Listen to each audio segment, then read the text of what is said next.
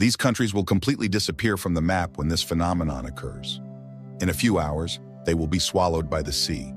Therefore, as soon as the signs are detected, the population must evacuate those metropolises as quickly as possible. Otherwise, billions of lives will be lost. In the other countries, only the cities located in elevated areas will survive, turning into small islands. This was precisely what Sigmund Freud heard from Edgar CAYCE in 1935. Upon entering Edgar CAYCE's room, the young telegraph operator first noticed a discreet black sofa. In that year, Freud was still alive and had made that sofa an emblem of psychoanalysis and therapy. However, the young man was not there to attend a therapeutic session, but to meet Edgar CAYCE, the most renowned medium in the country.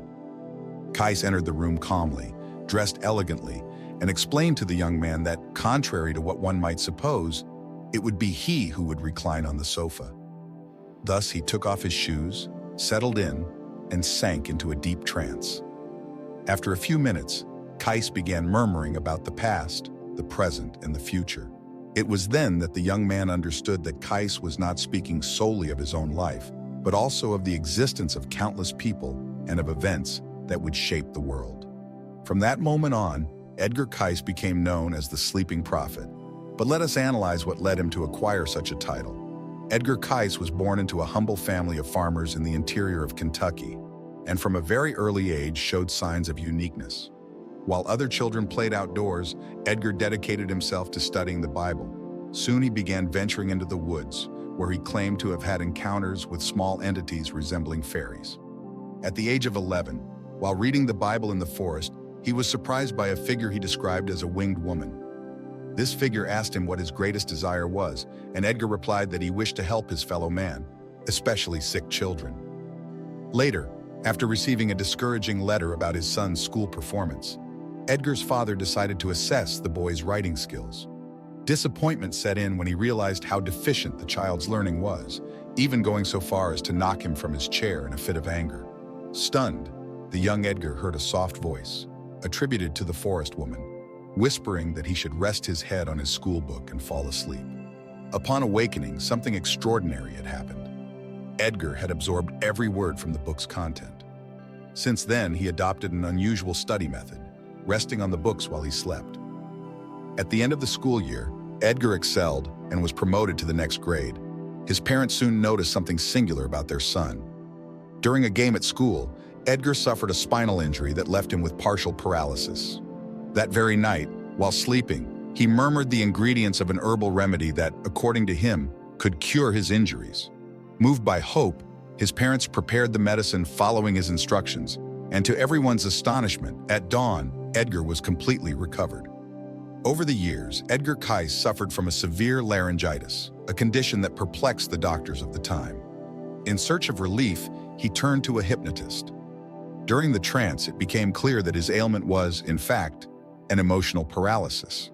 The hypnotist recommended increasing the blood circulation in the affected area, and, upon observing that Edgar's throat took on a reddish tone, concluded that something extraordinary was happening.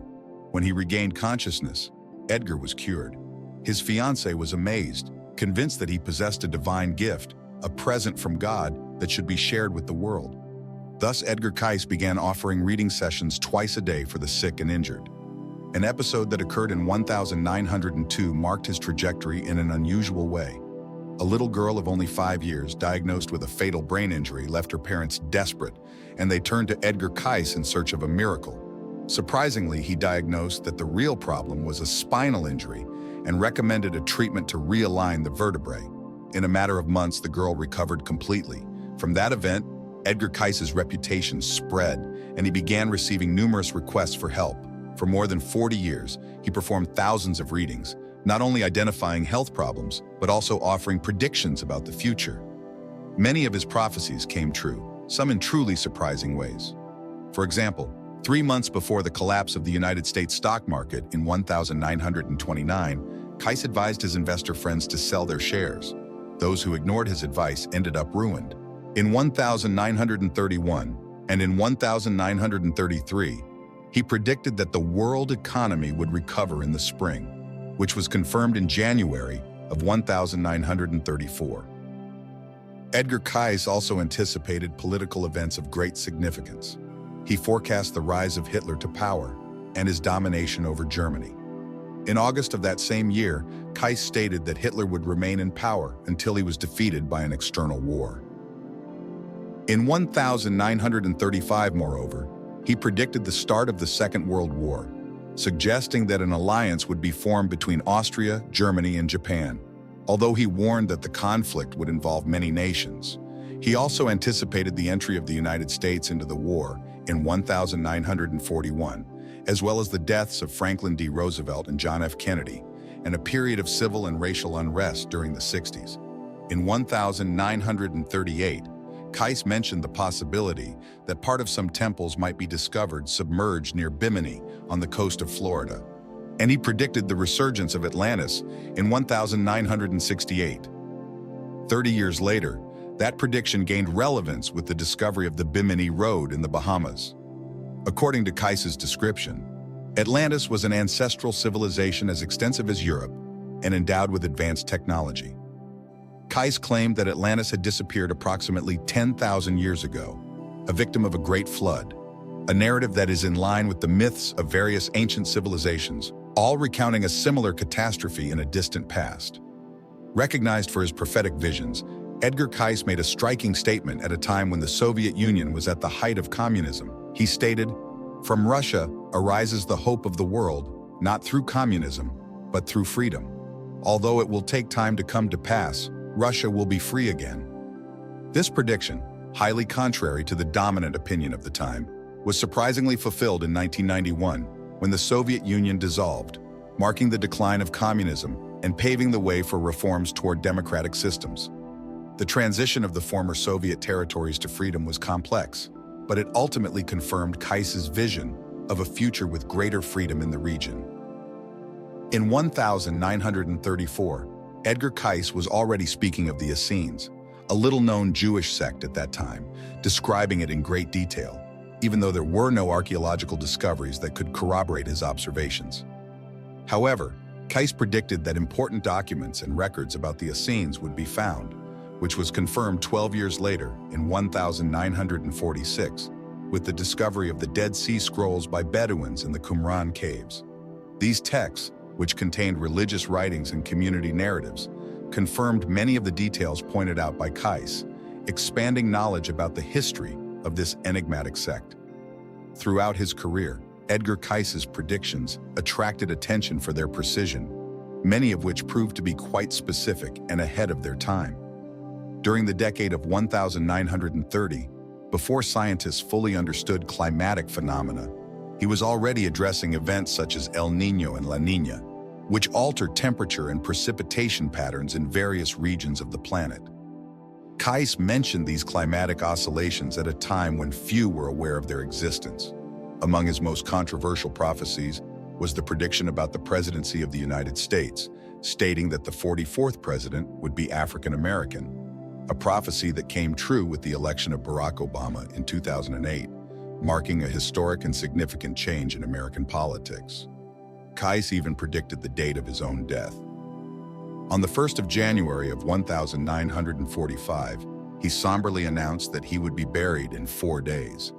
His wife was deeply moved by that prediction, and to her horror it was confirmed. Edgar CAYCE died 3 days later, a victim of a stroke, and was buried in his hometown just as he had foretold. This self-prognosis reinforced CAYCE's notoriety and the mystery surrounding his prophetic abilities, sparking a lasting interest in his legacy. Nevertheless, the most unsettling predictions of the sleeping prophet were yet to come. In 1936, he warned of a change in the Earth's poles, forecasting that Mount Etna in Italy and Mount Pelée in Martinique would erupt simultaneously. If that were to occur, only 90 days would remain to evacuate the coastal areas. Both volcanoes remain active. Etna has recently recorded eruptive activity, while in Pelée, anomalous signs of seismic activity have been observed. This alarming prediction by CAYCE raises concerns about the uncertain future of humanity and the planet. If the pole shift materializes, the world map would undergo radical transformations. For example, Africa would be fragmented into 3 parts, with the Nile widening its course and the formation of a new canal dividing the continent. the Red Sea would expand to the point of submerging Cairo, and the Pacific region, already known for its intense seismic activity, would experience drastic changes, with waves that could reach from the Philippines to Japan. As the Pacific plate shifts, the Japanese islands might sink, leaving only small masses of land, while Taiwan and much of Korea would disappear beneath the waters. In China, the coast would be pushed inland by hundreds of kilometers, radically altering its geography, and in India the population would be advised to avoid the high interior areas, turning to seek refuge in the Himalayas, which would offer protection. In contrast, Antarctica would cease to be an icy desert and transform into fertile green land, while Australia would lose around 25% of its territory, with the region of Adelaide becoming a new sea.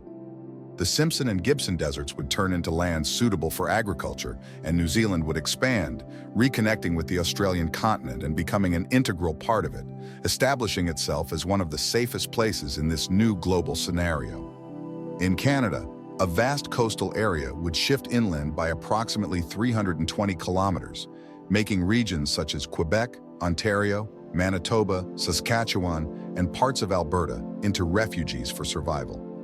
Likewise, in California, the curvature of the tectonic plate would give rise to nearly 150 isolated islands, while the west coast would recede eastward, reaching states such as Nebraska, Wyoming, and Colorado.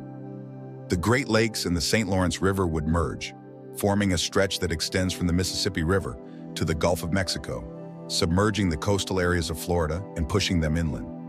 A large part of the Mexican coast would be flooded, turning Baja California into an archipelago. This catastrophic scenario will affect billions of people, and many more lives will be lost.